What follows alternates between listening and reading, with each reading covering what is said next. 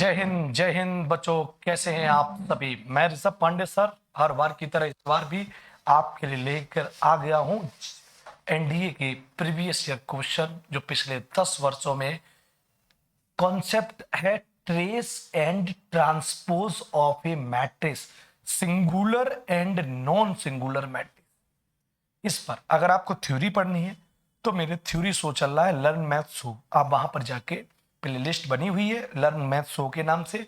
वहां एक तरफ से theory with NCERT best example के साथ मैं करा रहा हूं। यहां पर उसी कॉन्सेप्ट पर जो प्रीवियस ईयर है वो मैं इसमें करा रहा हूं एनडीए पीवाईक्यूज के नाम से लास्ट 15 ईयर्स। ठीक है, आइए बेटा, ट्रेस का मतलब क्या होता है मैं यहां डायरेक्ट बोलूंगा। जो डायगोनल के एलिमेंट हैं उनका सम कर लेना। डायगोनल के जो एलिमेंट है उनका सम कर लेना। ट्रांसपोज का मतलब क्या है, रो को कॉलम में बदल लेना। सिंगुलर का मतलब क्या है, मैं डायरेक्ट बात बोल रहा हूं कि डिटरमिनेंट जिसका 0 के बराबर हो। नॉन सिंगुलर का मतलब ये होता है कि डिटरमिनेंट 0 के बराबर ना हो। बताओ ये मुद्दे की बात पता है। नॉन सिंगुलर का मतलब क्या है, जिसका डिटरमिनेंट 0 के बराबर ना हो। सिंगुलर का मतलब है डिटरमिनेंट 0 के बराबर हो। ट्रांसपोज का मतलब है रो को कॉलम बदल दे, और कभी भी बिकड़ के एलिमेंट कभी बदलते नहीं है ट्रांसपोज। और ट्रेस का मतलब क्या है, डायगोनल के एलिमेंट का सम, जोड़। सिंपल सी बात। अब बात करते हैं सवाल की। देखिए आपका सवाल आया हुआ, प्यारा सा सवाल है, बढ़िया सा सवाल है। देखिए डील करते हैं इसको। ये एक मैट्रिक्स दी गई है ए, ठीक है, 2x2 की। कह रहा है इसका ट्रांसपोज मैट्रिक्स बी आई जे है। जो बी आई जे क्या है, ट्रांसपोज मैट्रिक्स है। ट्रांसपोज मैट्रिक्स है तो बी आई जे का ट्रांसपोज मैट्रिक्स है तो वो मान लीजिए बी है। अगर इसका ट्रांसपोज ही करना है तो क्या ही करेंगे, डायगोनल तो बदलना नहीं होता है। मैंने जो ट्रिक बताई है, इनको आपस में इंटरचेंज कर दो, हो गई ट्रांसपोज।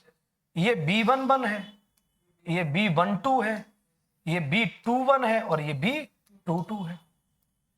दूसरी रो और दूसरा कॉलम। अब B22 का मान पूछ रहा है, इनमें से कोई है B22 का मान? नहीं है, तो नन ऑफ दीज। जहां तक मुझे भी तुरंत याद आ रहा है एकदम से, हमें लग रहा है कि यहां पर इतना सरल सवाल एनडीए पे आया नहीं होगा। यहां पर मुझे लग रहा है व्युत्क्रम आप भी पूछी गई होगी। क्या पूछी गई होगी? व्युत्क्रम आप भी। मेरे सबकॉन्शियस ब्रेन मुझे हिंट कर रहा है, अभी इंट्यूशन ऊपर से आ रहा है कि व्युत्क्रम आप भी पूछी गई। ट्रांस देख लेना, इनवर्स मैट्रिक्स क्या पूछी गई है, इनवर्स। अगर मैं बना दे रहा हूं, आप चेक करिएगा, हमें लग रहा है यही है। अगर इनवर्स मैट्रिक्स पूछी गई तो आप इनवर्स निकाल सकते हो। क्या निकाल सकते हो? ए इनवर्स निकालना हमको आता है। कैसे? Adjoint A upon determinant of ए।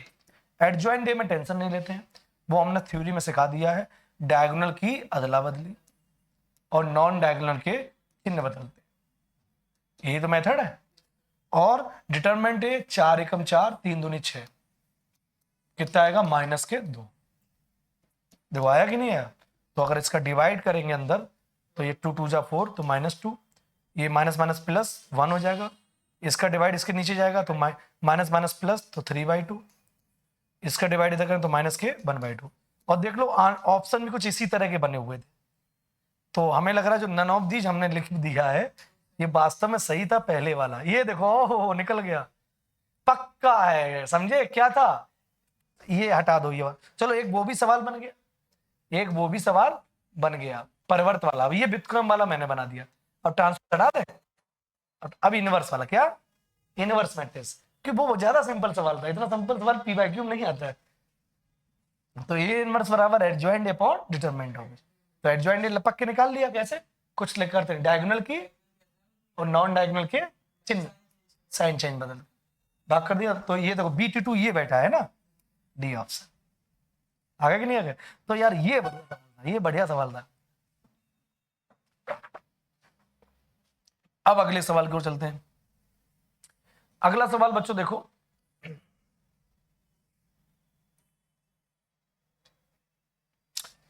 निम्नलिखित कथनों पर विचार कीजिए। स्टेटमेंट पर हमें थॉट करना है। ये भी 2010 में आया है।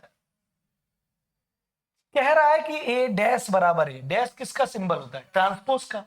तो ए डैश बराबर अगर ए है तो वो कह रहा है क्या ये नॉन सिंगुलर मैट्रिक्स है भैया, transpose A is a dash. मतलब अगर कोई नॉन सिंगुलर मैट्रिक्स है तो क्या जरूरी है कि ए डैश बराबर ए होगा? तुम बताओ, तुमने सिमेट्रिक मैट्रिक्स हमसे पढ़ी होगी, ए डैश बराबर अगर ए आता है तो वो कौन सी मैट्रिक्स होती है? सिमेट्रिक सममित भी होती है। तो क्या जरूरी है कि वो नॉन सिंगुलर ही होगी? अरे कई सममित भी सिंगुलर भी हो सकती है। अरे ये भी सममित ले रहे हैं, लो सममित क्या होता है? आमने सामने के लोग सेम होते हैं। बताओ भाई, तो ये मान लो 4 ले लिया, ये 1 ले लिया, ये 2 ले लिया, और ये भाई ए डैश बराबर ए बना लो जो भी घर में बनाना हो। तो ऐसा नहीं है कि कह रहा सममित भी नॉन सिंगुलर ही होंगे, ऐसा कुछ भी नहीं है, सिंगुलर भी तो हो सकती है। भाई ये 2 ले लिया, ये 2 ले लिया, 4 और -4, ये तो 0 आ गया। तो ऐसा कोई जरूरी नहीं है। तो स्टेटमेंट पहला जो है ना वो बढ़िया है, नहीं गलत है। ए वाला स्टेटमेंट ना गलत लिखा हुआ है। अब कह रहा है ए इज एनी स्क्वायर मैट्रिक्स जो ए क्यू बराबर आई है, तब कह रहा है ए इज नॉन सिंगुलर। अरे सही है, अगर किसी भी स्क्वायर मैट्रिक्स का ए क्यू बराबर आई कर रहे हैं तो अगर मान लो इनका डिटरमिनेंट ले लो, क्या ले लो?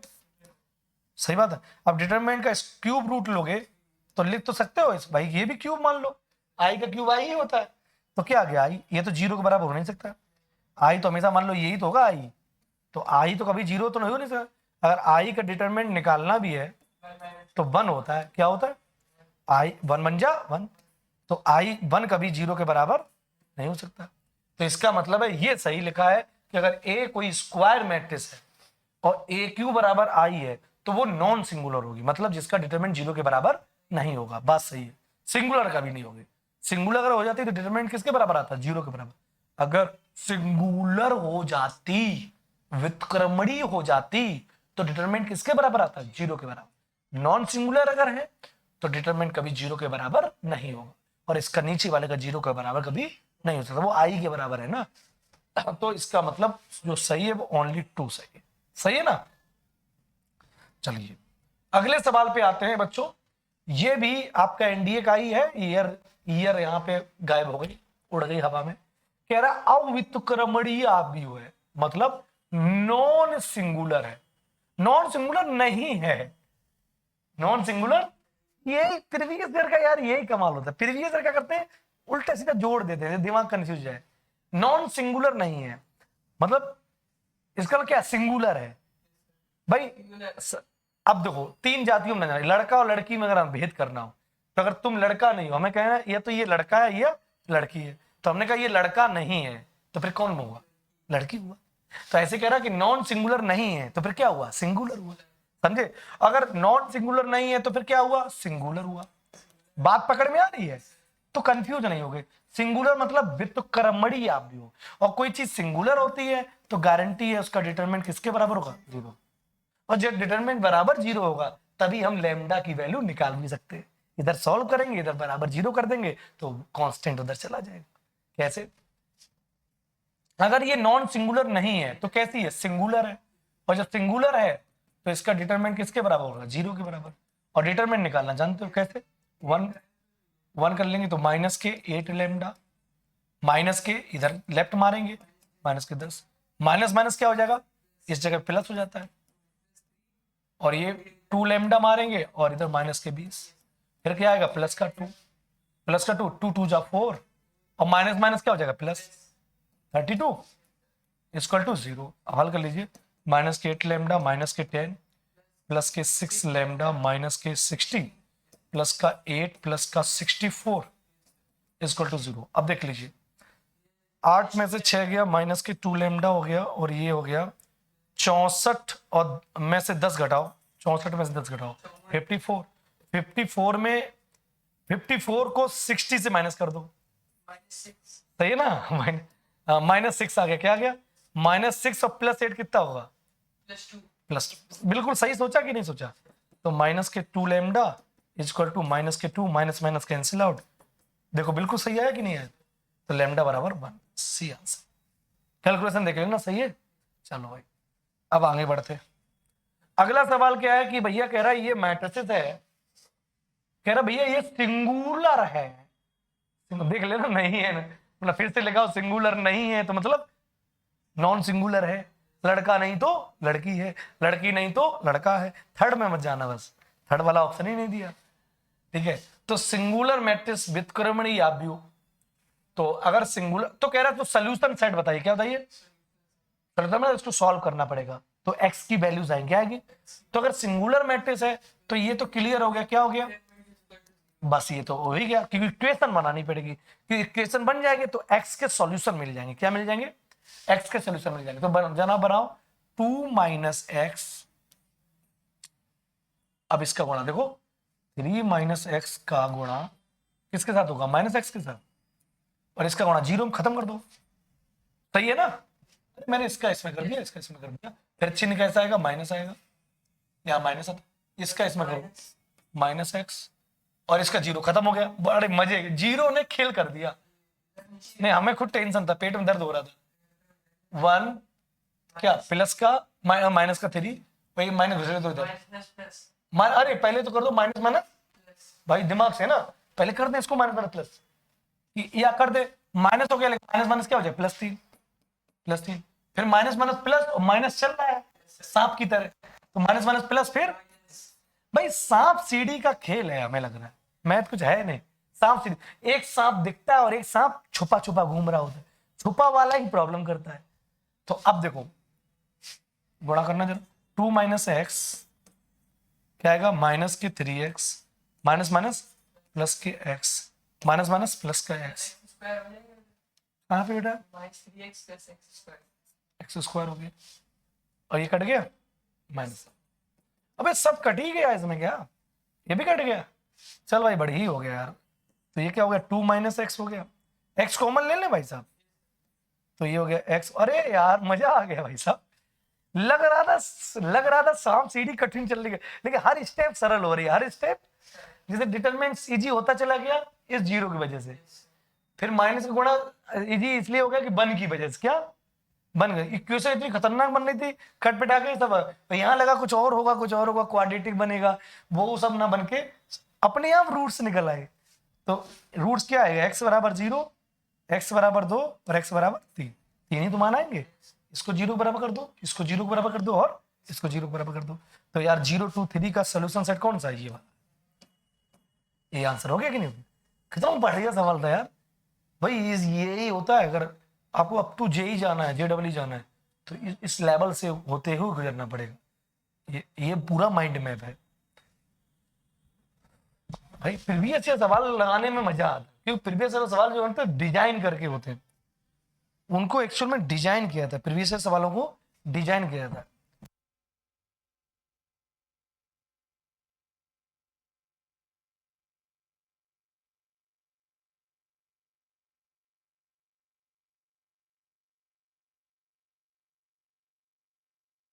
चलो अब आगे बढ़ो, अब देखो कह रहा है ए डैश किसके बराबर होगा, ए डैश या ए टी, बात ही एक है, ए टी का मतलब क्या है, ए का परिवर्त, ए टी का मतलब क्या है, ए का परिवर्त, ए का परिवर्त,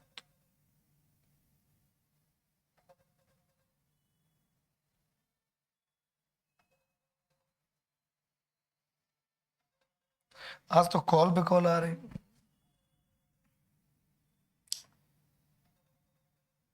चलो ए का परिवर्त, अब देखो एनडीए 2017 फेज 1 में यह सवाल पूछा गया था कि ए डैश किसके बराबर है, क्या कहा मैंने आपसे, किसके बराबर है, अबे यार याद करो ये कौन सी मैट्रिक्स है, ये cos alpha sine alpha minus sine alpha cos, हम क्लासरूम में इसको रटवा ही देते, पहले समझाते पर अबे ऑर्थोगोनल मैट्रिक्स है, ऑर्थोगोनल, ये पढ़ रहे हो, हाँ सर ना पढ़ाओ सर, आगे मैट्रिक्स बोर हो गए, ए डैश बराबर क्या है, आई, ये कंडीशन होती है ऑर्थोगोनल, किसकी कंडीशन होती है, ऑर्थोगोनल की होती है, ए डैश बराबर, और देखना तुम इसके ए से इसी के ट्रांसपोज से मल्टीप्लाई कर लेना, घर पे कर लेना, मैं यहाँ नहीं बता रहा हूँ, 100 में, मैं थ्योरी का शो, आप लर्न मैथ शो मेरे प्लेलिस्ट पे जाइए, उसमें ये सब पड़ा हुआ है ऑलरेडी, तो क्या करना है, ए डैश बराबर क्या आ गया, हाँ हाँ आइडेंटिटी आएगी, क्या आएगी, ये बिल्कुल सही है, तस्मक आएगी, आइडेंटिटी, आइडेंटिटी मैट्रिक्स आएगी, ये बिल्कुल सही कहा तुमने। अब 16 नंबर पे आओ, कह रहा है समान कोट की आव्यूह, इन सबके ऑर्डर कैसे हैं, सेम है। A B C are the same order matrix. तो कह रहा है निम्नलिखित पर विचार कीजिए, निम्नलिखित पर थॉट करिए कि ए प्लस बी प्लस सी का होल डैश। बड़ा सिंपल है, पूरे पे डैश लगा है, वो अलग अलग डैश हो जाता है क्या, हाँ हो जाता है, हो जाता है। अरे बहुत बढ़िया है, A plus B plus C D हो तब भी सब पे अलग अलग डैश। ये बिल्कुल सही बात अपनी क्लासरूम की लिखी हुई है, देखो 2018 में आया फेज 2 में। और कह रहा है ये ए बी सी का डैश, ये तो मैंने बहुत अच्छे से पढ़ाया, रिवर्स मारो और फिर डैश डैश डैश लग जाता है, रिवर्स मारो फिर डैश, गुणा में रिवर्स फिर डैश डैश, गुणा में रिवर्स फिर, ये भी सही बात है। ए बी का होल डैश है रिवर्स, गुणा में रिवर्स तब डैश डैश, और ये रिवर्स गुणा रिवर्स, क्योंकि ये रिवर्सल लॉ होता है। कौन सा लॉ होता है, इसको मिला के रिवर्सल लॉ, व्युत्क्रम का नियम कहते हैं, रिवर्सल लॉ, ठीक है ना। तो फिर कौन सा, ओनली 1 और 3 सी हो गया, देखो है ना। बढ़िया सवाल है भाई इस कॉन्सेप्ट पर। अब देखो ये एक सवाल और है, ये आप कर भी सकते हो घर पे, 2020 में आया है, 2020 में कह रहा नॉन सिंगुलर, क्या नॉन सिंगुलर का मतलब क्या होगा, जिसका डिटरमिनेंट, सिंगुलर का मतलब होता है डिटरमिनेंट 0 के बराबर हो, और नॉन सिंगुलर का मतलब होता है जिसका डिटरमिनेंट 0 के बराबर ना हो, यही तो होता है। के किन मानों के लिए, के किन मानों के लिए, ओनली 1, ओनली 2, ओनली 4, इनफाइनाइट। तो के का मान निकालना पड़ेगा भाई, के का मान। तो एक काम करो, ये ए है, देख लेते हैं यार, पहला वाला तो 0 हो जाएगा। देखो यही कंपटीशन वाले करते भाई, मुझे इसलिए पीवीआई क्यों बड़ा मजा, पहला हो गया 0, तो ना इधर जाना ना उधर, इन पे जाओ, माइनस का के, दूसरे वाले पे चिन्ह प्लस है तो माइनस, माइनस है तो प्लस, ये गया प्लस का के तो होना ही है, माइनस माइनस प्लस, और सांप सरक रहा है साइलेंट वाला, -5 के फिर प्लस का 4, ये माइनस का के स्क्वायर, सही है ना। और ये तो सांप 0 में मर गया साला। चलो ये आएगा -4 ए, -4 के आएगा, और ये -4 के स्क्वायर। तो देखो ना, ये कितना माइनस माइनस, अरे ये तो सब कट गया यार। डिटरमिनेंट ए कितना आ रहा है 0, और कह रहा कि एक, कह रहा अव्युत्क्रमणीय है, नॉन सिंगुलर, क्या है, के कितने मानों के लिए, के कितने मानों के लिए यह नॉन सिंगुलर है, क्या।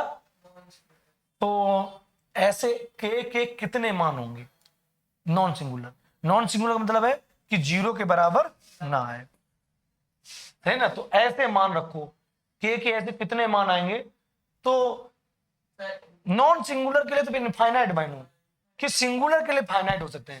सिंगुलर के फाइनाइट पता है कौन कौन से होते हैं, जैसे 2 सेम नंबर डाल, क्योंकि देखो ये 4 है और ये -4 है, ये के है और ये भी के है, ये स्क्वायर और ये, तो कोई भी सेम नंबर डालेंगे, कोई भी, तो 0 ही आएगा, क्या आएगा, तो सिंगुलर आएगा। इसका मतलब सिंगुलर के लिए भी इनफाइनाइट मान है ना, है ना। सिंगुलर के सेम नंबर डालोगे तो क्या आएगा, और 2 अनइक्वल नंबर डाल दो तो नॉन 0 हो सकता है भाई। इसमें 2 डाल दो, इसमें 5 डाल दो, तब तो 0 नहीं आएगा ना कट के। तो अगर ये दोनों मान वेरी कर दिए, अलग अलग कर दिए, तो चांसेस है कि घट के 0 ना आए। तो इसका मतलब नॉन सिंगुलर के लिए 1-2 मान नहीं काम कर पाएंगे, इतना 1-2 मान पे नहीं, कितने इनफाइनाइट मान, कितने, क्योंकि भाई 4k स्क्वायर ये -4k स्क्वायर, तो ऐसे कई मान आएंगे। इसमें 1 ले लो, इसमें 2 ले लो, तब भी नॉट इक्वल टू 0, 2 ले लो 1 ले लो तब भी नॉट इक्वल टू 0, 3 ले लो 1 ले लो तब भी नॉट इक्वल टू 0, 1 ले लो 3 ले लो, हमें लग रहा है नॉट इक्वल टू 0 आएगा। तो ऐसे तो इनफाइनाइट मान है जिसके लिए नॉट इक्वल टू 0 आए, और हमें नॉट इक्वल टू 0 ही बताना है कि नॉन सिंगुलर के लिए कैसा आना चाहिए, नॉट इक्वल टू 0। और हालांकि सिंगुलर के लिए भी इनफाइनाइट मान हो जाएंगे, सेम नंबर लेते जाओ, हाँ कट जाएगा। तो वो तब भी ऐसे कितने के मिलेंगे, तब भी इनफाइनाइट के मिलेंगे, इनफाइनाइट के ही, के पर डिपेंड करेंगे, किस पे करेंगे। तो 2 सेम के लेते जाओ 0, सेम के लेते जाओ 0, सेम के लेते जाओ 0, तो ऐसे कितने के 0 नंबर लेते रहो। तो इनफाइनाइट दोनों ही के लिए जाएगा। तो चलो, तो लड़का कंफ्यूज नहीं होना चाहिए। तो यार ये हो गया अपना इस टोन सेट पर जितने भी 15 साल में प्रीवियस आए। तो मुझे उम्मीद लग रही होगी आप लोग फील कर पा रहे होंगे बढ़िया से। और थ्योरी में अगर प्रॉब्लम है तो मेरा थ्योरी शो जल्दी से जाकर शो भाई ज्वाइन कर लो। और उसके बाद थ्योरी के बाद क्लासरूम में कोई डाउट रह जा रहा है तो हम तो इतने बढ़िया टीचर हैं कि हम वो भी शो चला रहे हैं, डाउट इज आउट। तुम्हें थ्योरी पढ़नी है तो लर्न मैथ भी ऋषभ पांडे सर शो पढ़ लो। तुम्हें डाउट क्लियर करने हैं, हर चैप्टर में जो 4-5 तरह के डाउट होते हैं, मेनली कॉमन डाउट्स होते हैं जो मेरे इतने सालों के अनुभव से मुझे पता है कि इस जगह पे स्टूडेंट के नॉर्मल डाउट चलते ही हैं, वो डाउट इज आउट सोर्स चला रहा हूँ, प्ले लिस्ट में जाके देख लो। फिर तुम्हें एनडीए के पीवाईक्यू करने हैं तो मैं अलग से करा रहा हूँ। तुम्हें थोड़ा बोर्ड के फिर वही से अपना लेवल बनाना है तो मैं बोर्ड के पीवाईक्यू करा रहा हूँ। ठीक है ना, ऐसा करो, मस्त बढ़िया एंजॉय करो। ठीक है, चलिए, थैंक यू सो मच। जय हिंद बच्चों। गांव के गरीब शोषित वंचित ऐसे बच्चों के पास जिनको मेरी जैसी आवाज पसंद है, मेरे जैसा ऑरा पसंद है, बहुत किड़बिड़ किड़बिड़ नहीं पसंद है, उनको ये चाहिए कि चीजें दिल में उतरे, महसूस हो, पकड़ पाए, सर कॉन्सेप्ट पे जोर लगाएं। तो कॉन्सेप्ट पे जोर लगाने वाले टीचर बहुत कम मार्केट में होते हैं।